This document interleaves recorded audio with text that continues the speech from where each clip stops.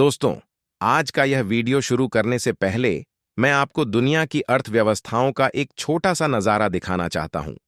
जरा सोचिए, अगर हम ग्लोबल जीडीपी की लिस्ट खोलें तो उसमें टॉप पर आपको अमेरिका, चीन, जापान जैसे दिग्गज मिलेंगे। लेकिन थोड़ा नीचे जाए तो वहां पर आता है लिथुआ। अब आप और नीचे जाएंगे तो आपको ऐसे देश मिलेंगे जिनकी पूरी अर्थव्यवस्था 3 से 4 बिलियन डॉलर तक की है। और अगर नंबरिंग देखें तो 78वें नंबर से लेकर 194वें नंबर तक के सारे देश, यानी करीब 117 देश ऐसे हैं जिनकी जीडीपी 90 बिलियन डॉलर से भी कम है। यानी सीधी सीधी बात यह है कि पूरी धरती पर सैकड़ों देश हैं जिनकी पूरी की पूरी अर्थव्यवस्था भारत की आज की उपलब्धि से छोटी है। और दोस्तों, यह तुलना मैं इसलिए करा रहा हूं क्योंकि आज भारत ने जो कीर्तिमान बनाया है उसका साइज और उसकी ऐतिहासिक अहमियत आपको तभी समझ आएगी जब आप इसे बाकी दुनिया के देशों के साथ तौल कर देखेंगे। अब आइए असली तस्वीर पर। भारत के गोल्ड रिजर्व यानी सोने के भंडार ने सारे रिकॉर्ड तोड़ डाले हैं। पिछले सिर्फ एक हफ्ते में ही भारत के खजाने में रखा गया सोना 3.5 बिलियन बढ़ गया है और अब इसका आंकड़ा सीधा 90 बिलियन से ऊपर पहुंच चुका है। सटीक आंकड़ा है 90 बिलियन 299 मिलियन। इतना ही नहीं, भारत का कुल विदेशी मुद्रा भंडार यानी फॉरेक्स रिजर्व भी इस दौरान करीब 4 बिलियन डॉलर बढ़कर सीधे 698 बिलियन डॉलर पर पहुंच गया है। और बस जरा सोचिए, हमें केवल 1.8 बिलियन और चाहिए ताकि हम इतिहास रचकर 700 बिलियन डॉलर क्लब में शामिल हो जाएं।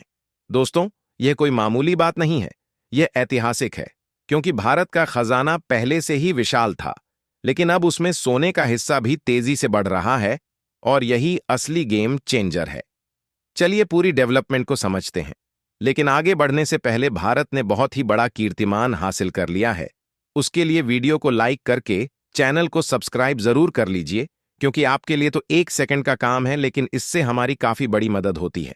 दोस्तों, अब जरा दुनिया की टॉप 10 गोल्ड रिजर्व लिस्ट देख लीजिए। सबसे ऊपर है अमेरिका, जिसके पास भारत के मुकाबले लगभग 10 गुना ज्यादा सोना है। लेकिन यहां एक दिलचस्प बात है, अमेरिका के कुल खजाने का लगभग 80% हिस्सा सिर्फ गोल्ड में है। अब आइए भारत पर। हम इस लिस्ट में भले ही 8वें नंबर पर हों, लेकिन हमारे खजाने का सिर्फ 13% हिस्सा ही गोल्ड में है। यानी हमारे पास अभी भी अपार गुंजाइश है। अगर भारत चाहे और अपने खजाने का उतना हिस्सा गोल्ड में कर दे जितना अमेरिका ने किया है, तो हमारे पास 6000 टन से ज्यादा सोना हो सकता है। और सोचिए, उस दिन भारत सीधे अमेरिका के बाद दूसरा सबसे बड़ा गोल्ड होल्डर बन जाएगा। अब लिस्ट पर गौर कीजिए। अमेरिका, जर्मनी, इटली, फ्रांस जैसे देशों की हालत यह है कि उनके रिजर्व में गोल्ड का अनुपात पहले से ही 70 से 8% तक है। यानी वह और ज्यादा गोल्ड ऐड नहीं कर सकते, क्योंकि रिजर्व में कम से कम 20% हिस्सा विदेशी करेंसी के रूप में रखना जरूरी होता है, ताकि डे टू डे ट्रांजैक्शंस चल सकें। लेकिन दोस्तों, यहीं पर असली फायदा भारत, चीन और स्विट्जरलैंड जैसे देशों का है।